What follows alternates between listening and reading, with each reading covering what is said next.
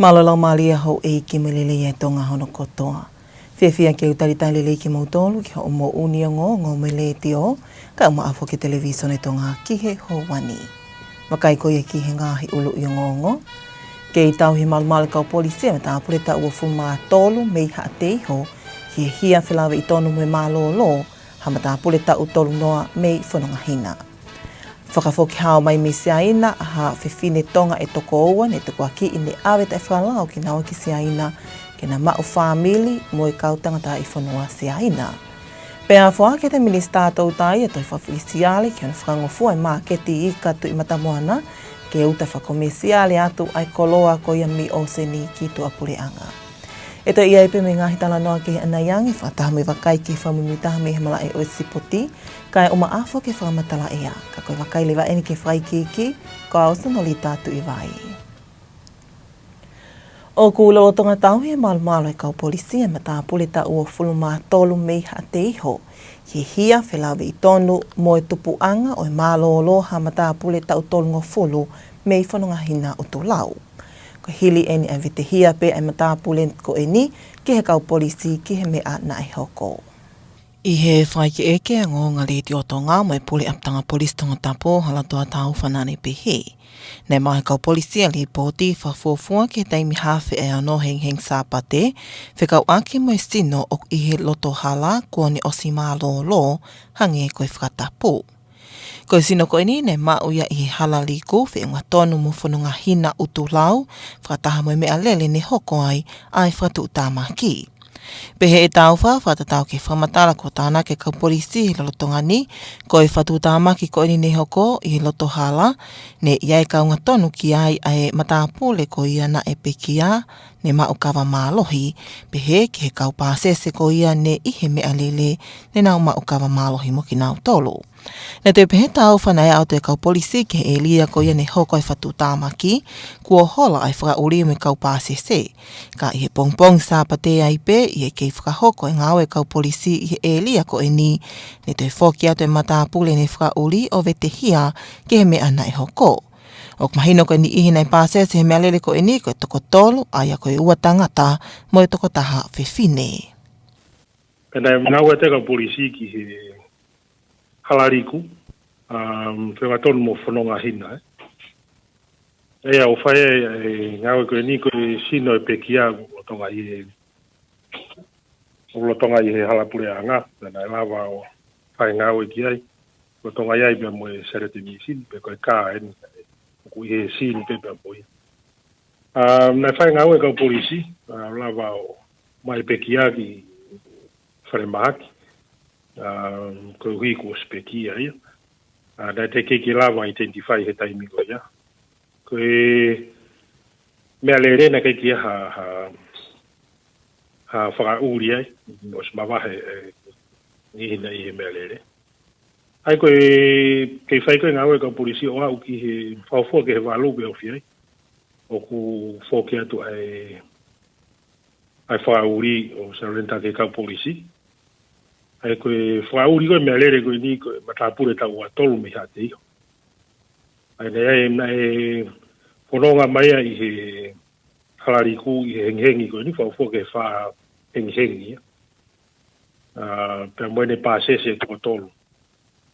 Ai koe tuko e tei mini ai ngāri koe pekiana i he nai tokoto e halapure anga tau ke tunga koe poti o mau e tai mini. Kau kei lere pe ngāwe koe kau polisi. Ai o mahino na e malaki. Pea kai ke toi lawa mea lere o lere. I he ne mawahe me he sino pe kia pa na hola lewa me he sino. Kako tunga e koe tai mini o spuka e pe kau polisi he pongpong i atatau au sapate tahaua. Ai wha uri koe matapure tau atolu me ha te iho. Paulo tonga tau hia au finima kau polisi. Ki he aho anoa koe o e mahi nani pe. Koe tuunga ko kui hai, ko mahino koe pekia koe ni, o ku patatau ki he whatolo whae kau polisi, pekia ia mi he halapure anga, aia koe pekia ke nono walu i he tauni, i he halapure anga. Mahino pe koe incident ko ni na ne whawe I pa mo kau malohi. Ke kau pa sese pe pe ki kau nego na mawahe me sim na to lawa kato fa matala pe me hini ko ni ko kau pa sese ko to tol ko ua tangata pe mo taha fe fini ko ke hoko te ngau fa kau polisi ki fatamaki ko ni. Ne te pehe tauwhak I hei toka make ki ngahi ata me vitiok whi awe ake hole media fa sosiale ke tupuanga mo na tula I malolo e matapuleni. Na ne tuko I pea e tapo ke kakai o whanua ke oua e te tufaki hole ngahi ata ko ini kai whaka apa I e sino o pekia. Na te tuka te pē tāu whai whale I maolunga ke kakai o whanua, ai whia mau ke whapotopoto I ai mau kawa malohi, ko hui koe alu ke te hiki tōange, ai ni ihi o ku puke he kau polisi koe tō tua, ai mau kawa malohi, ko hui e malawa ke ikai ke te mapule I e sino e tangata kai hoko whatu tāmaki, pē mo ui e mole. Whambe ke te whamanatu pe ke kakai whanua. Ku tupa peka polisi ke whapapau I o kumalo mo hao se whanua aki. O ko lere hoko mai ne ngai mahina koe ni mahina e wha. Ai siwi ko nā koe kau polisi e halapure anga. O mahino pe koe peke holo e whauri ko nā ia. Ka koe hui koe I siu koe ni koe ne whelawei pe mo e ka malohi. Koe tokanga e potu ngā koe ke kore he kakai whanua ke tau whenga e whata. Ke malu pa mo hao e hiko e ngahi taimi kātoanga pe heki ngahi pe akoni o tonga lere mawinga pe ke malu pe hao ko ho mauka malohi pe wha bau ke mawahe me fohe merere kai malawa ke whatupu alavea whatupu mau o au pe ka whatupu ha pe kia ange ko ia tau ko au ke ahoni pe kore e tau toi tokanga ngi whiwhanua aki, hui koe malu pa moe hao e kakai e whanua. Kai ke ngata aika kore pe ki he kakai e whanua, ke tau whatonga e mua no sea holo ngā he vitio, o ku hi tau whapapa I e sino e pekia pa mono whamiri, kai ko ia ka whahoko e ngau e whatotolo e kau polisi, I e mohoni o e mea koe nai hoko. Whai pe kore ke tau e toko niake ta whako ia, ke uhi ke oua tene takihala I ai kakai whanua I ngai keisi o ku na tūla pereperenges, ke uhi kwhelawe ia pa moe pekia, pe ku e toka kalahi ke putu ngā polisi. Kai ke he koe matapule ko eni na e pekia, koe matapule tau tolungo fulu, pea mei whanonga hina, aia na e hoko e whatu tamaki, na e ikai ke malawa ke whapapau he kau polisi pe ko hai e matapuleni. Nā e toku whapapau he kau polisi mei he ene tau kete tau whango fulmanima ai pekia. Kai ke he koe mo ihono waloa kieni ko lipo te kau polisi ke mālolo, tupu me he whatu tamaki halapure anga I he tauni pe.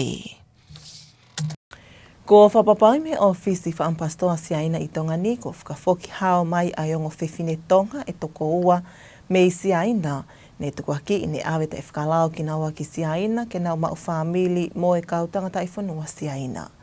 Ko e whapapau I eni me hi whamatala ko tuku mai me ofisi whaampastoa o siaina I Tonga ni, hili e na tuuta hao mai ki Tonga ni I he whiawhi ane awhi. Ka hili eni ahono uluaki whakaha me he ofisi, ano wakai he ofisi ai ngahi whamatala tu whake hole mitia whasosiale o pehe, ne iai whetukta e whakalao o hakakai whiwhine Tonga ke nau mali I siaina. Ne kai ke te tukumaha whai ki ka oku mahino pe na e iai whengau aki ai office whaampastoa siaina I Tonga ni, pea moe office whaampastoa a Tonga I siaina whakataha, pea moe tokoni ai potungai polisia siaina ki hono whatatolo I e kawenga ni. Kai ke heko hili ena no tu whake hole mitia whasosiale Facebook, ai ngai whamatala, o tuku aki o ke whanau whiwhine o awe whafufu ki nau tolu ki siaina. Kai ke hene te whakahafo ki he whamatalani ne malawa o whafoki mai e toko taha ki mua, ka koe toko ua eni, ne to whafoki mai ki nawa I he whiawhi ane a whi. Pea koe uhiko o se ni koe taha e mau anga mo ui te whito a Tonga ni. Ne kai ke tōku ai wheinga I pule anga, ke whakaivia sektoa ko e ni ki hatu unga tāu, kai malawa ke uta atu ai ola o se ni ki tu a pule anga.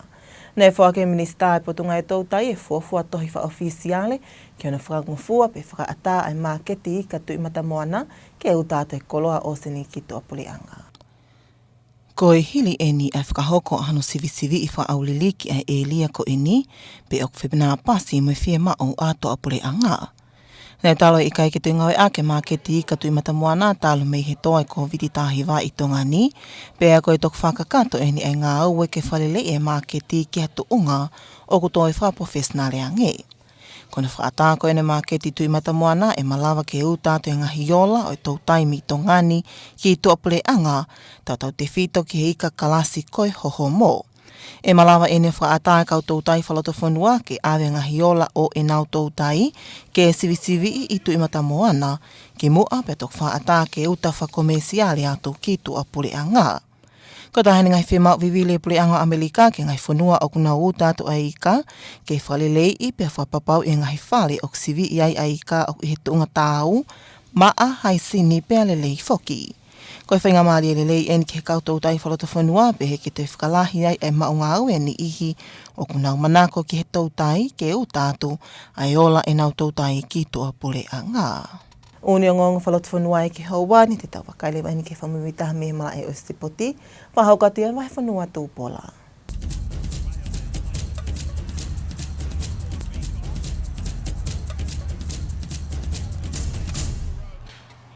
Malo tau kei whiau mai me mala e oi sipoti. O kutoi pe e aho whainolo pe tau mawai me whiau e ka pulu whakolise wanoa ua no.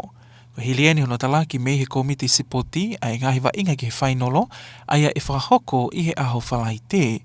O gai e ngahi wa inga e whahoko a pongpongi ka koe ngahi whamelomelo ia ke tewe whainolo I he aho whalai te.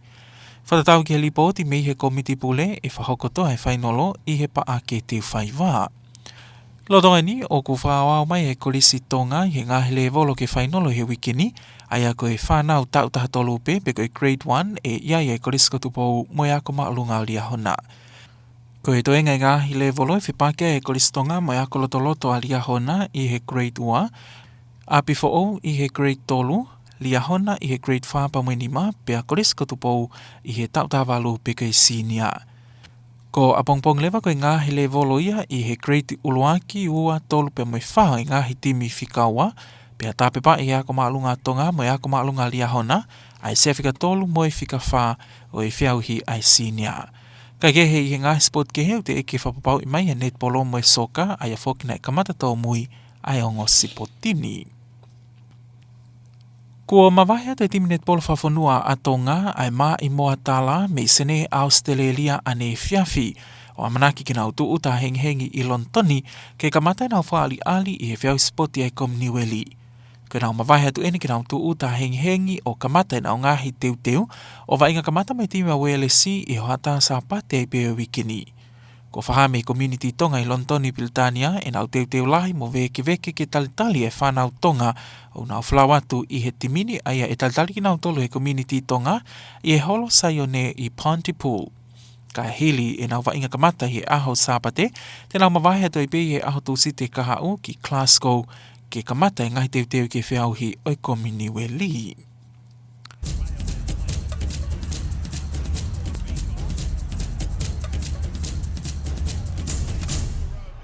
Ke mapatau mawai, tau te whakaipe heni ki he ngahi olu I ngongo. Ke I tau he malumale kau polisia me tā puleta ua fulmaa tolu mei haa te iho ki he hia whilawe I tonu me mālolo ha ma tā puleta u tolu noa mei whanonga hina.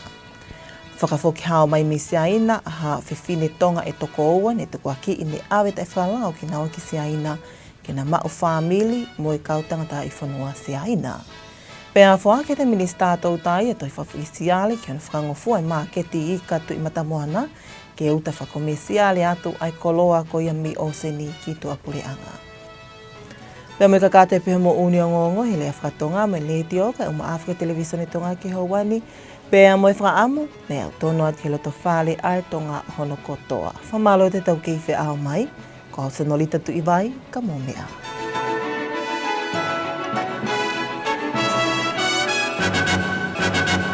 Good evening and welcome to your English news package with radio and television Tonga news for tonight. Making headlines 23-year-old man in police custody following fatal road crash. 2 Tongan women safely returned from China following marriage trafficking allegations. And Tonga fish market earns hazard analysis and critical control point certification. We'll have these and more stories later on in the bulletin together with sports to wrap up with the latest weather update. Now for the stories in details. A 23-year-old man from Aotearoa is in police custody in connection with the death of a 30-year-old man from Whanongahina following a road crash in Otolau. The suspect was taken into custody after surrender, reporting to police and admitting his involvement in the incident. Let's take a look. Speaking to Radio Tonga News, Nuku'alofa from the Tonga Police said police received a report at approximately at 5:30 on Sunday morning of a deceased man lying on the roadside. The victim body was found along the roadside near Whanongahina Road to Otolau, close to the vehicle involved in the crash. Taufa said investigations indicate the crash occurred on the roadway and that alcohol is believed to have been a contributing factor. He said when officers first arrived at the scene, both the driver and passengers had already left. However, later that Sunday morning, while police were still processing the scene, the driver returned and surrendered himself to authorities, admitting his involvement in the crash. Police understand that there were 3 occupants in the vehicle and at the time of the incident, 2 men and 1 woman. Taufa also expressed concern over the circulation of graphic photos and videos of the deceased on social media Facebook. He appealed to the public to stop sharing the images and to show respect for the victim and his family. He further urged the public to drink responsibly and avoid drinking under the influence of alcohol, noting that police continue to arrest drivers for alcohol consumption. He warned that intoxication can impair a driver's ability to control a vehicle, significantly increasing the risk of serious crashes and loss of life. The fatality is the 8th road death recorded by Tonga police so far this year. 2 Tongan women linked to allegations they were taken to China for marriage have safely returned to Tonga. The Chinese embassy in Tonga confirmed their arrival following an investigation into social media claims that Tongan women had been trafficked to marry Chinese nationals. The embassy said it worked with the Tongan embassy in China and Chinese police to investigate the allegations and assist with the women's return. 1 woman had previously returned to Tonga, meaning all 3 women named in the allocation are now back to Tonga. Authorities says investigations are ongoing with further updates expected. And the Moana fish market has received a hazard analysis and critical control point certification, allowing it to support or export high-quality seafood to overseas markets. The export facility had not been fully used since the COVID-19 pandemic and needed major improvements before it could meet international food safety standards. After the upgrades were completed, the market successfully gained hazard analysis and critical control point certifications. The certification allows local fishers who catch high-value species, such as red snapper, to sell their fish to international buyers. It also gives buyers confidence that the seafood is processed under a recognized food safety system. This is especially important for export to the United States, where strict food safety standards apply to imported seafood. Local food safety consultants from Quality Solution work with the Ministry of Fisheries throughout the certification process. Trained Ministry of Fisheries staff and fishermen on HACCP requirements help prepare for the external audit and work with the certification body to meet all the required standards. The certification is expected to improve Tonga's reputation as a supplier of safe, high-quality seafood and makes its seafood more competitive in overseas markets. It is also expected to increase export opportunities and encourage more seafood processing in the future. Increased seafood exports will also help strengthen Tonga's economy and support the livelihoods of fishers and their families. That is the local news. Sport is up next after this break with Nuku'alofa Paula.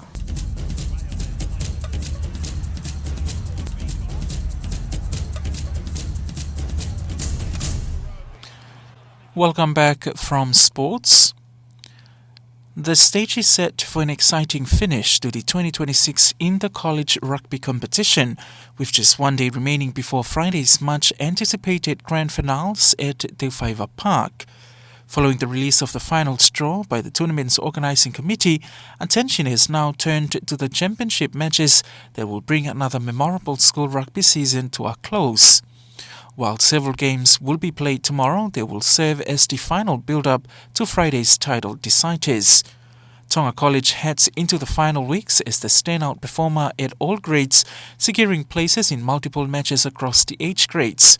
Besides the Under-13 Grade 1 final, Tupo College will meet Liahona High School in what promises to be a closely contested encounter. The remaining finals features a series of traditional school rivalries, including Tonga College will take on Liahona Middle School at Grade 2. Abifo'o College has booked its place in the Grade 3A final. Liahona High School will contest both the Grade 4 and Grade 5 championships, while the senior grade or Under-18 title will be decided between Tonga College and Tupo College. Tomorrow's program will also include the Grade 1B, Grade 2B, Grade 3B and Grade 4B matches, while Tonga High School and Liahona High School will battle for third place in the senior division. Meanwhile, organisers have yet to confirm the final schedule for the inter-college netball and football competitions, as both tournaments begin later than the rugby season. Tonga's national netball team, Tatala, have departed Sydney, Australia yesterday evening and is expected to arrive early tomorrow morning in London ahead of the Commonwealth Games. Upon arrival, the team will begin its campaign against Wales at midday this Sunday before departing on Tuesday for Glasgow, where the Commonwealth Games will be held. However, the Tongan community in London has announced that they are making extensive preparations and are eager to welcome the team. The players will receive an official welcome from the Tongan community at Sion Hall in Pontypool.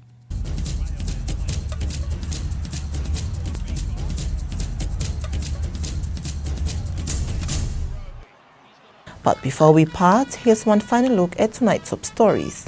23-year-old man in police custody following fatal road crash. 2 Tongan women safely returned from China following marriage trafficking allegations. And Tonga Fish Market earns hazard analysis and critical control point certification. And that's it for tonight. Thank you for your company. I'm Sanolita Tuivai. Good evening.